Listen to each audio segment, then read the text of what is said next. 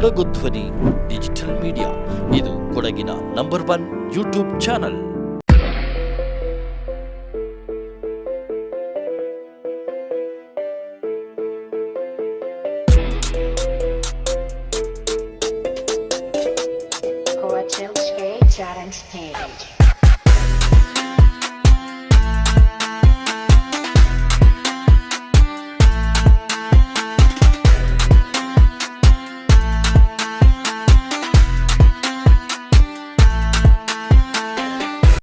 ಸಭಾ ಕಾರ್ಯಕ್ರಮಕ್ಕೆ ವೇದಿಕೆಗೆ ಆಗಮಿಸಬೇಕಾಗಿ ಸರ್ವರ ಪರವಾಗಿ ತುಂಬು ಮನದಿ.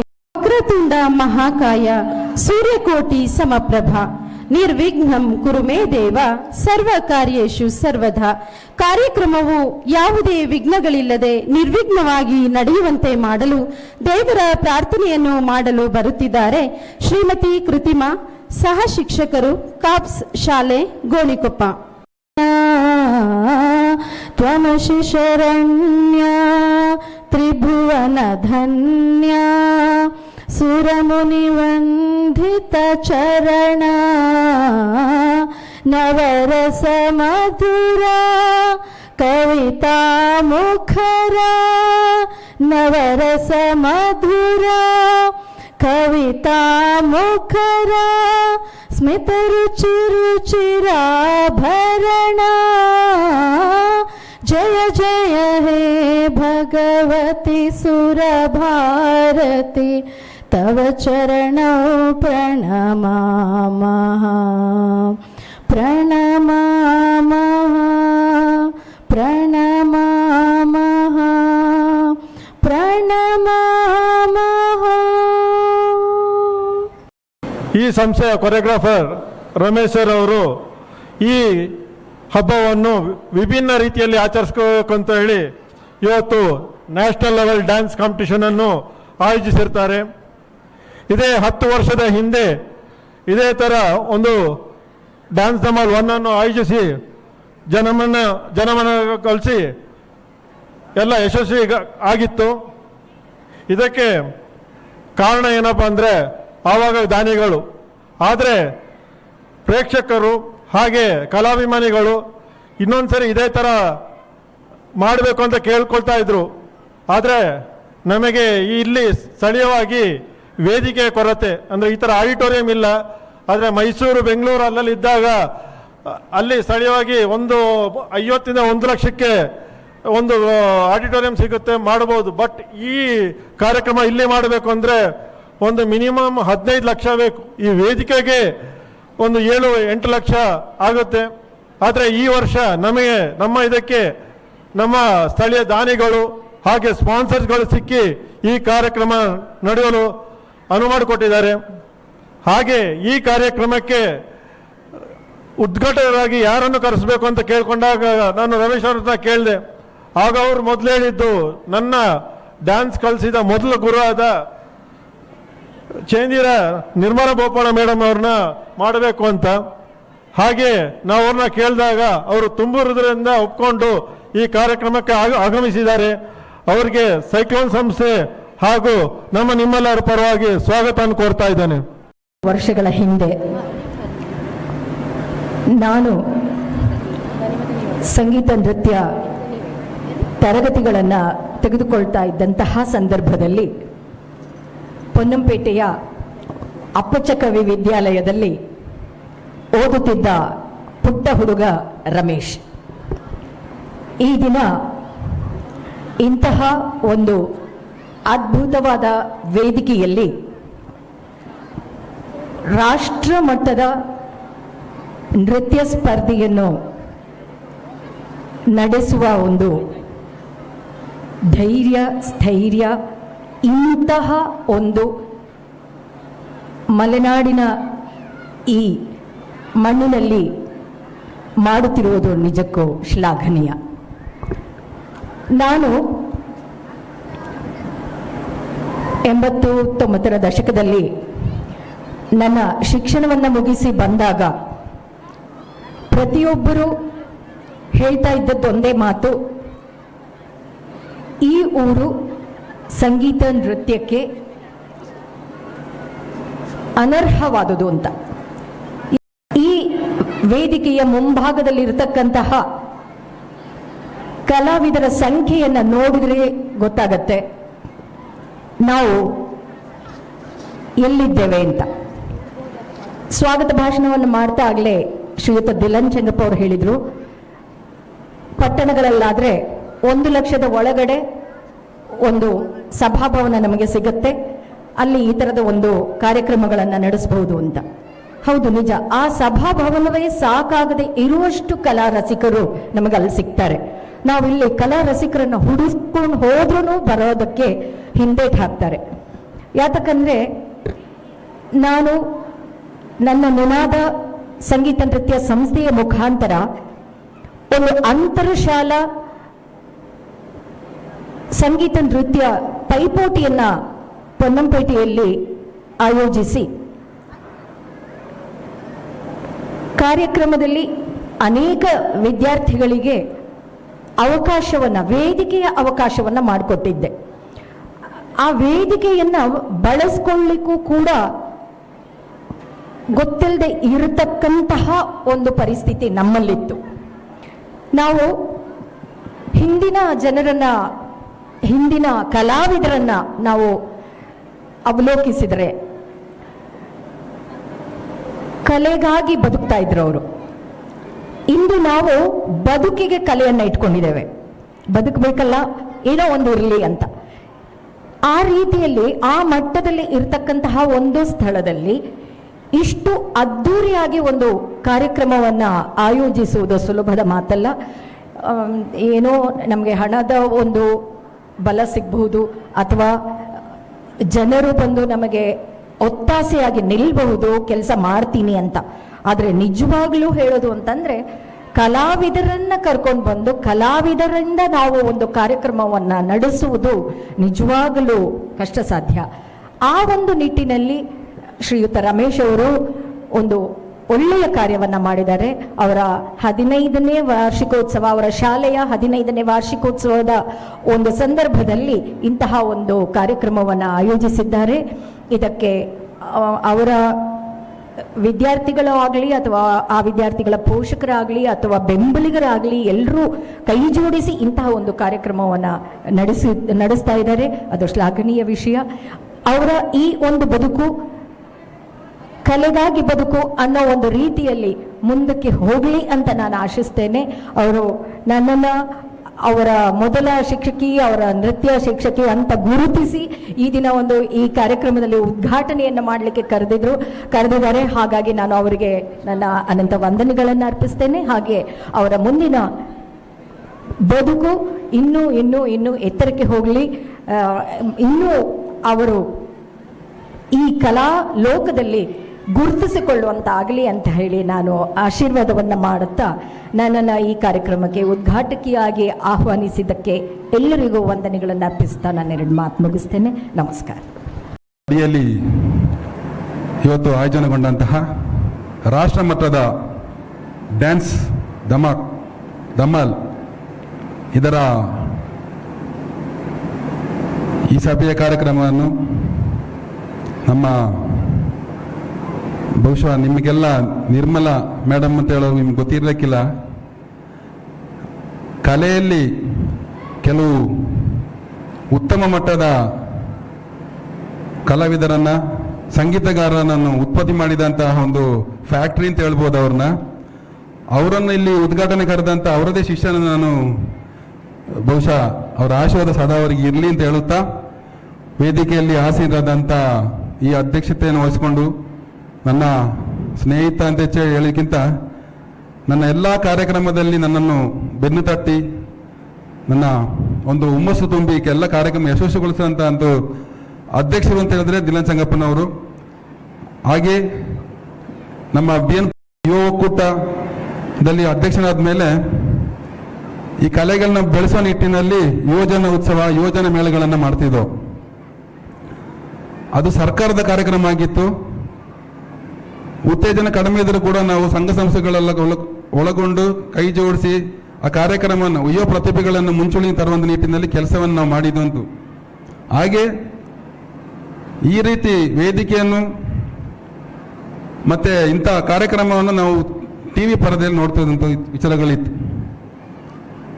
ಅದನ್ನು ಇವತ್ತು ಗೋಣಿಗಪ್ಪಲ್ಲಿ ತಂದು ನಮ್ಮೆಲ್ಲರ ಮುಂದೆ ಈ ಕಾರ್ಯಕ್ರಮ ನಡೆಸ್ತಿದ್ದಾರೆ ಅಂತ ಹೇಳಿದ್ರೆ ಸೈಕ್ಲೋನಿನ ಎಲ್ಲ ಫ್ಯಾಮಿಲಿ ಮೆಂಬರ್ಸ್ ಯಾರಿದ್ದಾರೆ ಎಲ್ಲರಿಗೂ ನನ್ನ ಹೃದಯಪೂರ್ವಕ ಧನ್ಯವಾದಗಳನ್ನು ಅರ್ಪಿಸ್ತಾ ಇದ್ದೀನಿ. ಇಂಥ ಒಂದು ಕಾರ್ಯಕ್ರಮವನ್ನು ಗೋಣಿಗಪ್ಪಲ್ಲಿ ಆಯೋಜನೆ ಮಾಡಿ ನಮ್ಮಂಥವ್ರನ್ನ ಬಂದು ಇಲ್ಲಿ ಉದ್ಘಾಟನೆಗೆ ನಮ್ಮ ವೇದಿಕೆಯಲ್ಲಿ ನಮ್ಮನ್ನು ಕೂರಿಸಿ ಇಂಥ ಒಂದು ಕಾರ್ಯಕ್ರಮದನ್ನು ಉದ್ಘಾಟನೆ ಮಾಡುವಂಥ ಒಂದು ಹೆಸರು ನಮ್ಗೆ ಕೊಟ್ಟಿದ್ದೀರಾ. ಇದನ್ನು ನಾವು ಎಲ್ಲ ಈ ಗೋಣಿಗಪ್ಪಲಿನ ಸಾರ್ವಜನಿಕ ಪರವಾಗಿ ನಾನು ಅವರಿಗೆ ಧನ್ಯವಾದ ಅರ್ಪಿಸ್ತಿದ್ದೀನಿ. ಹೆಚ್ಚಾಗಿ ಮಾತಾಡೋದಿಲ್ಲ, ಯಾಕೆಂತ ಹೇಳಿದ್ರೆ ಯುವ ಪ್ರತಿಭೆಗಳು ಕಲಾವಿದರು ಎಲ್ಲ ಅವರ ಕಲೆಯನ್ನು ಇಲ್ಲಿ ತೋರಿಸಿದ ನಿಟ್ಟಿನಲ್ಲಿ ಸಿದ್ಧರಿದ್ದೀರಿ. ಒಂದಂತೂ ಹೇಳ್ತೀನಿ, ಆಗಲೇ ಪಾಪ MC ಮಾಡೋತ್ತಿಗೆ ಮೇಡಮ್ ಆಗಾಗ ಕಿರಿಸ್ತಾ ಇದ್ದರು, ಚಪ್ಪಳೆ ತಟ್ಟಿ ಅಂತ. ಭರತನಾಟ್ಯಂ ಮತ್ತೆ ಯಕ್ಷಗಾನ ಇದರ ಒಂದು ಕತೆ ಇದೆ. ಯಾಕೆಂತ ಹೇಳಿದ್ರೆ ಮನುಷ್ಯರ ನಿಮ್ಮ ಮಕ್ಕಳನ್ನು ಆಕರ್ಷಣೆ ಮಾಡುವಂತಲ್ಲಿ ಸ್ವಲ್ಪ ತಡ ಆದರೂ ಆದರೆ ಅದರಲ್ಲಿ ಉತ್ತಮವಾದಂಥ ಕಥೆಗಳಿರ್ತದೆ, ಒಂದು ಶಿಸ್ತಿರ್ತದೆ ಅಂತ ಮಕ್ಕಳನ್ನು ಫಸ್ಟ್ ಕಲಿಸುವಂಥ ವ್ಯವಸ್ಥೆ ನಾವು ಡ್ಯಾನ್ಸ್ ಟೀಚರ್ಸ್ಗಳು ಮಾಡಬೇಕು ಅಂತಲ್ಲಿ ಕೋರಿಕೊಳ್ಳುತ್ತಾ. ಯಾಕೆಂತ ಹೇಳಿದ್ರೆ ವೆಸ್ಟರ್ನ್ ಡ್ಯಾನ್ಸಿಗೆ ಎಲ್ಲ ಮಕ್ಕಳು ಹೋಗ್ತಾ ಇದ್ದಾರೆ. ನಮ್ಮ ಹಳೆಯ ಕಲೆಗಳನ್ನು ಪ್ರೋತ್ಸಾಹಿಸುವ ನಿಟ್ಟಿನಲ್ಲಿ ಯಕ್ಷಗಾನ, ಭರತನಾಟ್ಯ, ನಮ್ಮ ಈ ಗ್ರಾಮದ ಕಲೆಗಳನ್ನು ಪ್ರತಿಭೆಗಳನ್ನು ಮುಂದೆ ತರುವಲ್ಲಿ ಯಶಸ್ವಿ ಆಗಲಿ ಅಂತ ಹೇಳುತ್ತಾ, ಇಂಥ ಒಂದು ವೇದಿಕೆ ಮುಂದೊಂದು ವರ್ಷ ಯಶಸ್ವಿಯಾಗಿ ನಡೆಯಲಿ. ನಮ್ಮ ಸೈಕ್ಲೋನ್ ಡ್ಯಾನ್ಸ್ ಸ್ಕೂಲ್ ಇನ್ನೊಂದು 10-15 ಅವರ ಏನೀಗ ಪನ್ನಪೇಟೆ ಗೋಣಿಗಪ್ಪ ಪಾಲಿಪಟ್ಟದಲ್ಲಿ ಮಾತ್ರ ಇದೆ, ಕೊಡಗಿನಲ್ಲೆಲ್ಲ ವಿಂಗಡಣೆ ಆಗಲಿ ಅಂತ ಹೇಳುತ್ತಾ ನನ್ನನ್ನು ಕರೆದು ಗೌರವಿಸಿದ್ದಕ್ಕೆ ಮತ್ತೊಮ್ಮೆ ನಮಗೆಲ್ಲರಿಗೂ ವಂದಿಸುತ್ತಾ ನನ್ನ ಮಾತನ್ನು ಮುಗಿಸ್ತಿದ್ದೀನಿ. ನಮಸ್ಕಾರಗಳು. ಗುರುಗಳಾದಂಥ ನಿರ್ಮಲಾ ಮೇಡಮ್ ಅವರು ಒಂದು ಮಾತನ್ನು ಹೇಳಿದ್ರು. ಇವತ್ತು ರಮೇಶ್ ಅವ್ರ ಹತ್ರ ನಾವು ಮಾತಾಡ್ತಾ ಸಂದರ್ಭದಲ್ಲಿ ಯಾರನ್ನ ಉದ್ಘಾಟನೆ ಕರೆಯೋದು ಅಂತ ಹೇಳುವಂತ ಒಂದು ಮಾತನ್ನ ನಾನು ಕೇಳಿದಾಗ, ಇವತ್ತು ಈ ಸ್ಥಾನದಲ್ಲಿ ಈ ಕ್ಷೇತ್ರದಲ್ಲಿ ನನ್ನದಾದಂಥ ಒಂದು ಸಾಧನೆ ಮಾಡಬೇಕು ಅಂತಂದ್ರೆ ಅದು ಗುರುಗಳ ಆಶೀರ್ವಾದದಿಂದ ಆದಂಥ ಕಾರ್ಯಕ್ರಮ ಅಥವಾ ನನ್ನ ಸಾಧನೆ ಇದು. ಅದರಿಂದ ನಾನು ಈ ಕಾರ್ಯಕ್ರಮಕ್ಕೆ ಉದ್ಘಾಟನೆಗೆ ನನ್ನ ಗುರುಗಳನ್ನೇ ಕರೆಸ್ತೀನಿ ಅಂತ ಹೇಳುವಂತ ಮಾತನ್ನು ಹೇಳಿದ್ರು. ಇವತ್ತು ಒಂದಂತೂ ಸತ್ಯ, ಏನು ಗುರುಗಳ ಮೇಲೆ ಭಕ್ತಿ ಭಾವವನ್ನು ನಾವು ಇಟ್ಕೊಂಡಿರ್ತೀವೋ ನಮ್ಮ ಸಾಧನೆಗೆ ಯಾವತ್ತೂ ಅಡೆತಡೆಗಳು ಬರೋದಿಲ್ಲ. ನಿರಂತರವಾಗಿ ನಾವು ಸಾಧಿಸ್ತಾ ಹೋಗ್ತೀವಿ, ಸಾಧನೆಯನ್ನು ಕಂಡ್ಕೊಳ್ತಾ ಹೋಗ್ತೀವಿ ಅಂತ ಹೇಳುವಂತ ಒಂದು ಮಾತನ್ನ ನಾವು ನೆನೆಸ್ಕೊಳ್ಳೋದಾದ್ರೆ ಇದಕ್ಕೆ ಉದಾಹರಣೆ ಅಂತ ಹೇಳಿದ್ರು ರಮೇಶ್ ಅವರು. ಇವತ್ತು ಹಿಂದೆ ಈ ಶಾಲೆ ಆರಂಭವಾದ ಸಂದರ್ಭದಲ್ಲಿ ಒಂದು ಮಾತನ್ನು ನಾನು ಹೇಳಲೇಬೇಕಾಗ್ತದೆ. ಆ ಕಾರ್ಯಕ್ರಮ ಶಾಲೆಯ ಉದ್ಘಾಟನಾ ಸಮಾರಂಭಕ್ಕೆ ನಾನು ಅತಿಥಿಯಾಗಿ ಹೋಗಿದ್ದೆ. ಆ ಸಂದರ್ಭದಲ್ಲಿ ಉದ್ಘಾಟನಾ ಸಂದರ್ಭದಲ್ಲಿ ಒಂದು ಮಗು ಆ ಕಾರ್ಯಕ್ರಮದಲ್ಲಿ ಇತ್ತು. ಯಾರು ಅಂತಂದ್ರೆ ನಮ್ಮೆಲ್ಲರಿಗೂ ಗೊತ್ತಿರತಕ್ಕಂಥ ಅಂತಾರಾಷ್ಟ್ರೀಯ ಚಲನಚಿತ್ರ ತಾರೆ ರಶ್ಮಿಕಾ ಮಂದಣ್ರವರು. ರಶ್ಮಿಕಾ ಮಂದಣ್ರವರು ಸಹ ಈ ರಮೇಶ್ ಅವರ ಗೈಡಲ್ಲಿ ಪಳಗಿದಂತ ಒಂದು ವಿದ್ಯಾರ್ಥಿ ಅಂತ ಹೇಳಿದ್ರೆ ಇವತ್ತು ಸೈಕ್ಲೋನ್ ಇನ್ಸ್ಟಿಟ್ಯೂಟ್ಗೆ ಇದು ಸಂದಾಗುವಂತ ಗೌರವ ಅಲ್ಲ, ಇದು ನಮ್ಮ ಗೋಣಿಕಪ್ಪಗೆ, ಇದು ಜಿಲ್ಲೆಗೆ ಸಂದಂತ ಗೌರವ ಅಂತ ಹೇಳುವಂತ ಮಾತನ್ನ ನಾವು ಈ ವೇದಿಕೆಯಲ್ಲಿ ಹೇಳಲಿಕ್ಕೆ ಇಷ್ಟಪಡ್ತೀನಿ. ಯಾಕೆಂತಂದ್ರೆ ಅಂತ ಒಂದು ಬಾಲಿವುಡ್ ತಾರೆಯನ್ನ ಕೊಡುಗೆ ಕೊಡುವಂತ ಕೆಲಸವನ್ನ ಭಾಗಶಃ ಮೊದಲ ಹಂತದಲ್ಲಿ ಇದು ರಮೇಶ್ ಅವರ ಈ ಇನ್ಸ್ಟಿಟ್ಯೂಟ್ ನಿಂದ ಸಾಧ್ಯ ಆಯಿತು ಅಂತ ಹೇಳುವಂತ ಮಾತನ್ನ ಅವರ ಕೂಡಿ ನಾವೆಲ್ಲರೂ ಹೆಮ್ಮೆಯಿಂದ ಹೇಳ್ಕೊಳ್ಳುವಂತ ಒಂದು ವಿಷಯ ಅಂತ ಹೇಳಿದ್ರೆ ತಪ್ಪಾಗ್ಲಿಕ್ಕಿಲ್ಲ. ಇದನ್ನ ನಾವು ನೆನೆಸ್ಕೊಂಡು ರಮೇಶ್ ಅವರನ್ನ ಅಭಿನಂದಿಸ್ತಿದ್ದೀವಿ. ಇವತ್ತು ಏನು ನೀವೊಂದು ಕನಸನ್ನ ಕಂಡಿದ್ರ, ಇಂಥ ಒಂದು ನೃತ್ಯ ಶಾಲೆಯನ್ನು ಆರಂಭ ಮಾಡೋದ್ರ ಮೂಲಕ ಸಾವಿರಾರು ವಿದ್ಯಾರ್ಥಿಗಳಿಗೆ ಈ ನೃತ್ಯ ವಿದ್ಯಾರ್ಜನೆಯನ್ನು ಮಾಡೋದ್ರ ಮೂಲಕ ಅವರನ್ನ ಈ ಕ್ಷೇತ್ರದಲ್ಲಿ ಉತ್ತಮ ಪ್ರತಿಭೆಗಳಿಗೆ ತರಬೇಕು ಅಂತ ಹೇಳುವಂತ ತಮ್ಮ ಕನಸಿದೆಯಲ್ಲ, ಇದು ಹಂತ ಹಂತವಾಗಿ ಇವತ್ತು ಸಾವಿರಾರು ವಿದ್ಯಾರ್ಥಿಗಳನ್ನ ಉತ್ತಮ ನೃತ್ಯಪಟುಗಳಾಗಿ ಮಾಡೋದ್ರ ಮೂಲಕ ಅವರ ಮುಖಾಂತರ ಒಂದು ನಮ್ಮ ಗೋಣಿಕೊಪ್ಪಕ್ಕೆ ಅಥವಾ ನಮ್ಮ ಜಿಲ್ಲೆಗೆ ತರುವಂತ ಕೆಲಸವನ್ನು ತಾವು ಮಾಡ್ತಿದ್ದೀರಿ. ಇದು ತುಂಬಾ ಒಂದು ಸಂತೋಷ ವಿಷಯ ಅಂತ ಹೇಳುವಂತ ಮಾತನ್ನ ನಾನು ಹೇಳಲಿಕ್ಕೆ ಇಷ್ಟಪಡ್ತೇನೆ. ಏನೇ ಆಗಲಿ, ಇವತ್ತು ತಾವು ನೆನೆಸಿದಂತೆ ಇವತ್ತು ರಾಷ್ಟ್ರ ಮಟ್ಟದ ಒಂದು ಕಾರ್ಯಕ್ರಮ, ಈ ರಾಷ್ಟ್ರ ಮಟ್ಟದ ಕಾರ್ಯಕ್ರಮ ಅಂತ ಹೇಳಿದ್ರೆ ಈ ಕಾರ್ಯಕ್ರಮವನ್ನು ಆಯೋಜನೆ ಮಾಡೋರಿಗೆ ಮಾತ್ರ ಇದನ್ನು ನಾವು ಗೊತ್ತಾಗ್ತದೆ. ಯಾಕೆಂತಾರೆ ಅಷ್ಟು ಕಷ್ಟದ ವಿಷಯವಲ್ಲ ಇದು. ಯಾಕಂದ್ರೆ ಈಗಾಗಲೇ ಮಿತ್ರರು ಹೇಳ್ತಾ ಇದ್ರು ಸುಮಾರು 15 ಲಕ್ಷದ ಅಂದಾಜಿನ ಈ ಕಾರ್ಯಕ್ರಮ ಅಂತ. ಇಂಥ ಸಂದರ್ಭದಲ್ಲಿ ಈ ಹಣವನ್ನು ಹೊಂದಾಣಿಕೆ ಮಾಡಿಕೊಂಡು ಈ ಕಾರ್ಯಕ್ರಮವನ್ನು ಕಟ್ಟಿಸೋದು ಅಷ್ಟು ಸುಲಭದ ಮಾತಲ್ಲ. ಏನೇ ಇರಲಿ, ತಮ್ಮೊಂದಿಗೆ ಎಲ್ಲ ವಿದ್ಯಾರ್ಥಿಗಳ ಪೋಷಕಗಳು ಎಲ್ಲ ಸೇರಿಕೊಂಡು ಈ ಕಾರ್ಯಕ್ರಮವನ್ನು ಆಯೋಜನೆ ಮಾಡ್ತಿರೋದ್ರಿಂದ ಇದು ತುಂಬಾ ಸಂತೋಷ ವಿಷಯ ಅಂತ ಹೇಳುವಂತ ಮಾತನ್ನು ಹೇಳ್ತಾ, ಏನು ಇವತ್ತು ಈ ಮಟ್ಟದಲ್ಲಿ ಒಂದು ಕಾರ್ಯಕ್ರಮವನ್ನು ತಾವು ಮಾಡಿದ್ರ, ಈ ಬಗ್ಗೆ ನಮ್ಮೆಲ್ಲರಿಗೂ ನಿಜವಾಗಿ ಇಂಥ ಒಂದು ಕಾರ್ಯಕ್ರಮವನ್ನು ಗೋಣಿಕೊಪ್ಪಲ್ಲಿ ನೋಡ್ಲಿಕ್ಕೆ ಸಾಧ್ಯ ಇದೆ ಅಂತ ಹೇಳುವಂತ ಒಂದು ಚಿಂತನೆ ಇತ್ತು. ಇದನ್ನು ನೋಡಿದೀವಿ ಅಂತ ಹೇಳುವಂತ ಒಂದು ಸಂತೋಷದ ಮಾತನ್ನು ಈಗ ಹೇಳ್ತಾ, ಇಂಥ ಒಂದು ಕಾರ್ಯಕ್ರಮದಲ್ಲಿ ನಮ್ಮನ್ನ ಕರೆಸಿ ನಮ್ಮ ಮುಂದೆ ಈ ಕಾರ್ಯಕ್ರಮವನ್ನು ಉದ್ಘಾಟಿಸಿ ಎರಡು ಮಾತನಾಡಲಿಕ್ಕೆ ಅನುವು ಮಾಡಿದಂತ ತಮ್ಮೆಲ್ಲರಿಗೂ ಮತ್ತೊಮ್ಮೆ ಅನಿಸ್ತಾ, ತಮ್ಮ ಮುಂದಿನ ಹಾದಿ ಸುಗಮವಾಗಲಿ. ಇನ್ನು 10 ಹಲವಾರು ಒಳ್ಳೆಯ ಈ ನೃತ್ಯ ಕ್ಷೇತ್ರದಲ್ಲಿ ತಮ್ಮ ಕೊಡುಗೆಯನ್ನು ಕೊಡೋದ್ರ ಮೂಲಕ ವಿದ್ಯಾರ್ಥಿಗಳನ್ನ ಇನ್ನೂ ಉತ್ತಮ ನೃತ್ಯಪಟುಗಳಾಗಿ ಮಾಡೋದ್ರ ಮೂಲಕ ಮುಂದಿನ ದಿನಗಳಲ್ಲಿ ಇನ್ನೂ 10 ಹಲವಾರು 100 ಪ್ರತಿಭೆಗಳನ್ನ ಕಾಣುವಂತ ನಮ್ಮ ಭಾಗ್ಯ ನಮ್ದಾಗ್ಲಿ ಅಂತ ಹೇಳುವಂತ ಮಾತನಾಡ್ತಾ, ಮತ್ತೊಮ್ಮೆ ಈ ವೇದಿಕೆ ಬರೀ ಹೆಜ್ಜೆಯ ಸರಿಮಾಳೆ ಅಲ್ಲ, ನೃತ್ಯ ಅಂತ ಹೇಳೋದು ಒಂದು ಆತ್ಮಭಾಷೆ, ಒಂದು ಸಂಸ್ಕೃತಿಯ ಗುರುತು, ಒಂದು ಕಲೆಯ ಶಕ್ತಿ ಅಂತ ಹೇಳಿದ್ರು ತಪ್ಪಾಗಲಾರದು. ಇಡೀ ಕರ್ನಾಟಕದಲ್ಲಿ ಪುಟ್ಟ ಜಿಲ್ಲೆ ಇರುವ ಕೊಡಗಿನಲ್ಲಿ, ಒಂದು ಪೊನ್ನಪೇಟೆ ತಾಲೂಕಿನಲ್ಲಿ ಒಂದು ತಳಮಟ್ಟದ ಮಾಮೂಲು ಸಂಸಾರದಿಂದ ಬೆಳೆದು ಬಂದಂತಹ ಸರ್ ರಮೇಶ್ ಅವರು ಇವತ್ತು ರಾಷ್ಟ್ರ ಮಟ್ಟದ ಒಂದು ಕಾರ್ಯಕ್ರಮ ಮಾಡ್ತಾ ಇದ್ದಾರೆ ಅಂದ್ರೆ ಇದಕ್ಕಿಂತ ಯಾವುದೋ ದೊಡ್ಡ ವಿಶೇಷ ಅಲ್ಲ. ಇಂಥ ಒಂದು ಕಾರ್ಯಕ್ರಮದಲ್ಲಿ ಅವರು ಗುರುವಿನ ಉದ್ಘಾಟಕರಾಗಿ ಮಾಡಿ 100 ಮಕ್ಕಳಿಗೆ ವಿದ್ಯಾದಾನ ಮಾಡಿದಂತ ಇಂಥ ರಮೇಶ್ ಸರಿಗೂ ಅವರ ತಂಡದವರಿಗೂ ಇಂಥ ಒಂದು ಸುಂದರ ಸಮಯದಲ್ಲಿ ತುಂಬು ಹೃದಯದ ಅಭಿನಂದನೆಯನ್ನು ಅರ್ಪಿಸುತ್ತೇನೆ. ಯಾಕೆಂದ್ರೆ ಬಂಧುಗಳೇ, ಕರ್ನಾಟಕ ರಾಜ್ಯದಲ್ಲಿ ಯಾವುದೇ ಒಂದು ಟೌನಲ್ಲಿ ಆಗಿರ್ಬೋದು, ಮೈಸೂರು ಇರ್ಬೋದು, ಬೆಂಗಳೂರು ಇರ್ಬೋದು, ಇಂಥ ರಾಜಧಾನಿನಲ್ಲಿ ಮಾಡೋದು ಬಹಳ ಸುಲಭವಾಗುತ್ತದೆ. ಆದರೆ ಎಲ್ಲಿ ಗ್ರಾಮೀಣ ಪ್ರದೇಶದಲ್ಲಿ 100 ವಿದ್ಯಾರ್ಥಿಗಳಿಗೆ ವಿದ್ಯಾದಾನವನ್ನು ನೃತ್ಯದೊಂದು ಮಾಡೋದಂದ್ರೆ ಇದು ಭಾರತದ ಪರಂಪರೆಯನ್ನು ಎತ್ತಿ ಇಡುವಂಥ ಒಂದು ಕೆಲಸ. ಇಂಥ ಕೆಲಸಕ್ಕೆ ನಮ್ಮ ಸಂರಕ್ಷಣೆ ಮಾಡೋದು, ಧರ್ಮದ ಸಂರಕ್ಷಣೆ ಮಾಡೋದು, ಪರಂಪರೆಯನ್ನು ಬೆಳೆಸೋದೇ ಇಂಥವರು ಬೇಕೇ ಬೇಕು ಅಂತ ನಿಲುವು ನಾವು ನೋಡ್ಕೋಬೇಕು. ಯಾಕೆಂದ್ರೆ ಗ್ರಾಮೀಣ ಭಾಗದಲ್ಲಿ ಇದಕ್ಕೆ ಆಯೋಜನೆ ಶಕ್ತಿ ತುಂಬಿಸುವ ಕೆಲಸ ಇಡೀ ಬಂದಿರುವಂಥ ಸಾರ್ವಜನಿಕರು ಮಾಡಿರ್ತೀರ. ಇಂಥ ಸಾರ್ವಜನಿಕರಿಗೆ ಅನುಸರಿಸವಾಗಿ ಯಾವುದೇ ಮಕ್ಕಳು ಕೆಟ್ಟ ಚಟಕ್ಕೆ ಬಲಿಯಾಗದೆ ಇಂಥ ಒಂದು ನೃತ್ಯದಲ್ಲಿ ಗ್ರಾಮೀಣ ಭಾಗದಿಂದ ಪೈಪೋಟಿ ಮಾಡಿ ರಾಜ್ಯ ಜಿಲ್ಲೆ ಮಟ್ಟಕ್ಕೆ ಹೋಗಿ ರಾಷ್ಟ್ರ ಮಟ್ಟದಲ್ಲಿ ಮಾಡುವಂಥ ಒಂದು ಸೌಲಭ್ಯ ಸಿಗಬೇಕಾದ್ರೆ ಇದು ರಮೇಶ್ ಸರ್ ಅವರು ಮತ್ತೆ ಅವರ ತಂಡದಿಂದ ಮಾತ್ರ ಆಗಿದೆ ಅಂತ, ಯಶಸ್ವಿ ಆಗಿದೆ ಅಂತ ಹೇಳೋ ಮಾತನ್ನು ಹೇಳುತ್ತೇನೆ. ಆಗಲೇ ಉದ್ಘಾಟಕರ ಭಾಷೆಯಲ್ಲಿ ಮಾತನಾಡಿದ್ರು. ಯಾಕೆಂದರೆ ನಾನು ಸ್ಯಾಂಟ್ ಆಂಟೋನಿ ಶಾಲೆಯಲ್ಲಿ ವಿದ್ಯಾಭ್ಯಾಸ ಮಾಡುವಾಗ ಸುಮಾರು 1980ರಿಂದ ದಶಕದಿಂದ ನೋಡ್ತಾ ಇದ್ದೇನೆ. ನಿರ್ಮಲಾ ಮೇಡಮ್ ಅವರು ಮಾಡ್ತಾ ಇರುವಂಥ ಭರತನಾಟ್ಯಂನಲ್ಲಿ ಎಷ್ಟೊಂದು ವೇಗದಲ್ಲಿ ಎಷ್ಟೊಂದು 100 ಮಕ್ಕಳಿಗೆ ವಿದ್ಯಾದಾನವನ್ನು ಮಾಡಿದ್ದಾರೆ. ಹಾಗಾದರೆ ಪ್ರಕಾಶ್ ಅವರವ್ರ ಭಾಷಣದಲ್ಲಿ ಹೇಳಿದ್ರು, ರಶ್ಮಿಕಾ ಅವರಿಗೆ ಒಂದು ಮೊಟ್ಟ ಮೊದಲ ಗುರುವಾಗಿ ಇವತ್ತು ಯಾರು ನಿರ್ಮಲಾ ಮೇಡಮ್ ಅವರು ಯಾವ ಥರ ರಮೇಶ್ ಸರ್ ಅವರಿಗೆ ಮಾಡಿದ್ರು ಅದೇ ರೀತಿ ರಮೇಶ್ ಅವರು ರಶ್ಮಿಕಾ ಮಂದಣ್ಣ ಮಾಡಿದ್ದಾರೆ. ಆದರೆ ಒಂದು ಬಂಧುಗಳೇ, ಇವತ್ತು ತಾವು ನಡೆಯ ಬಂದ ದಾರಿಯನ್ನು ಯಾರೂ ಮರಿಬಾರ್ದು.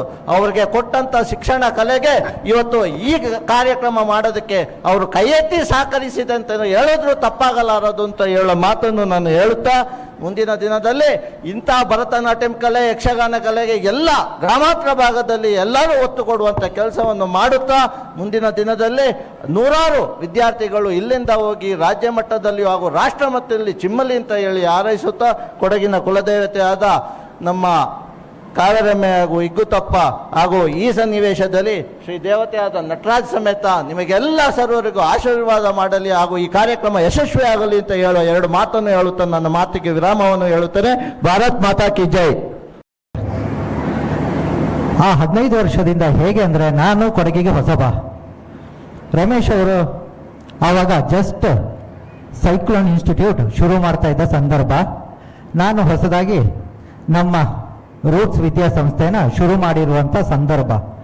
ಆ ಸಮಯದಲ್ಲಿ ನಾವು ಡಾನ್ಸ್, ಕಲ್ಚರಲ್ ಆಕ್ಟಿವಿಟೀಸ್ ಹುಡುಕ್ತಾ ಇರಬೇಕಾದ್ರೆ ನಮಗೆ ಮೊದಲು ಬಿದ್ದ ಹೆಸರೇ ರಮೇಶ್. ಪ್ರತಿಯೊಂದು ಹುಡುಕ್ಬೇಕಾದ್ರೂ ಫಸ್ಟ್ ಎಲ್ಲರೂ ಹೇಳಿರೋದೇ ರಮೇಶ್. ಅವತ್ತಿಂದ ನಮ್ಮ ಒಡನಾಟ ಶುರುವಾಯಿತು. ಅದು ಹೇಗೆ ಶುರುವಾಯಿತು ಅಂದರೆ, ನಾನು ಈ ಭಾಗದಲ್ಲಿ ಎಲ್ಲ ಅಷ್ಟು ಪರಿಚಯ ಇರಲಿಲ್ಲ ನನಗೆ. ಹಾಗೆ ಬರ್ತಾ ಬರ್ತಾ ಒಂದು ಆ್ಯನ್ಯುವಲ್ ಡೇಗೆ ಬರಬೇಕಾದ್ರೆ ನಮ್ಮ ಎಕ್ಸ್ಪೆಕ್ಟೇಷನ್ ಹೇಗಿತ್ತು ಅಂದರೆ, ನಾವು ಮೊದಲಿಂದನೂ ಬೆಂಗಳೂರಿನ ಥರ ನಡಿಬೇಕು ಅಂತೇಳಿ ಫಸ್ಟ್ ನಾನು ಅವ್ರನ್ನ ಕೇಳಿಕೊಂಡೆ. ಸೊ ಆವಾಗ ಅವರು ಆ ಟೈಮಲ್ಲೇ ನಮಗೆ ನೈಟ್ ಮಾಡಿ ಸರ್, ಲೈಟಿಂಗ್ಸ್ ಫೆಸಿಲಿಟಿ ಕೊಡ್ತೀವಿ ನಾವು ಅಂತ ಹೇಳಿ ಅಲ್ಲಿಂದ ಶುರುವಾದ ಒಡನಾಟ ಇವತ್ತಿಗೂ ನಮ್ಮ ಆ ಮಟ್ಟದಲ್ಲಿ ನಂಬರ್ 1 ಶಾಲೆಯಲ್ಲಿ ಅಷ್ಟು ಅಚ್ಚುಕಟ್ಟಾಗಿ ನಮ್ಮ ಮಕ್ಕಳಿಗೆ ಡ್ಯಾನ್ಸ್ ಹೇಳಿಕೊಟ್ಟು ಆ ಪರ್ಫಾರ್ಮೆನ್ಸ್ನ ಮಾಡಿ ಅಲ್ಲಿಂದ ಶುರುವಾದ ಒಡನಾಟ ಇಂದಿಗೂ ಮುಂದುವರಿತಾ ಇದೆ, ಇನ್ನು ಮುಂದಕ್ಕೂ ಮುಂದುವರಿಯುತ್ತೆ. ಹಾಗೆ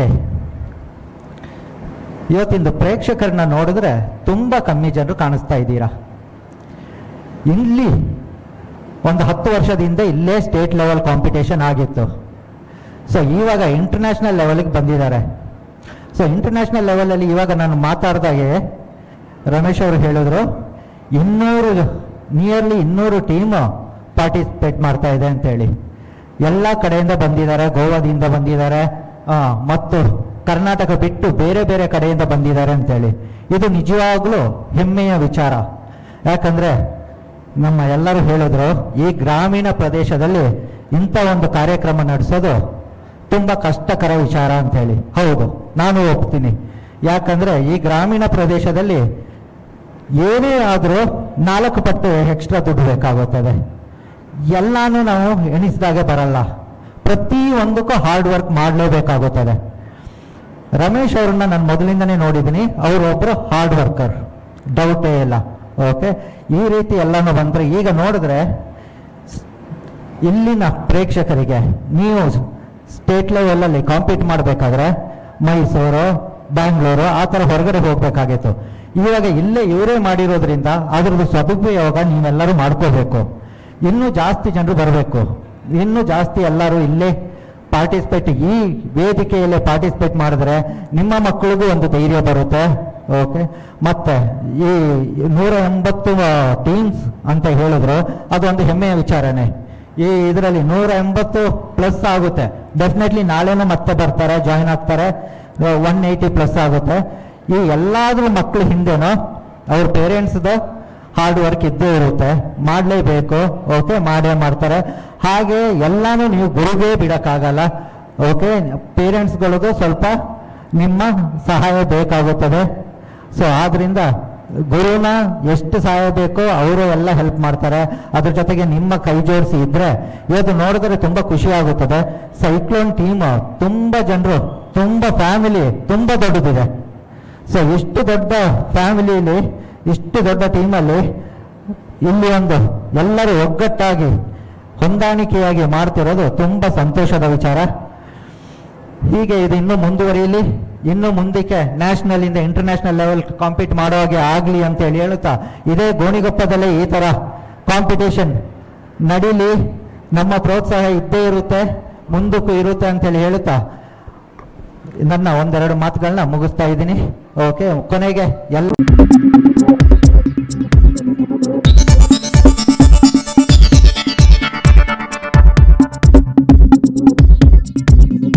ನಾನು ನಿಮ್ಮ ಜಗದೀಶ್, ಕೊಡಗು ಧ್ವನಿ ಡಿಜಿಟಲ್ ಮೀಡಿಯಾದಿಂದ. ನಮ್ಮ ಚಾನಲನ್ನು ಸಬ್ಸ್ಕ್ರೈಬ್ ಮಾಡಿ, ಲೈಕ್ ಮಾಡಿ, ಶೇರ್ ಮಾಡಿ.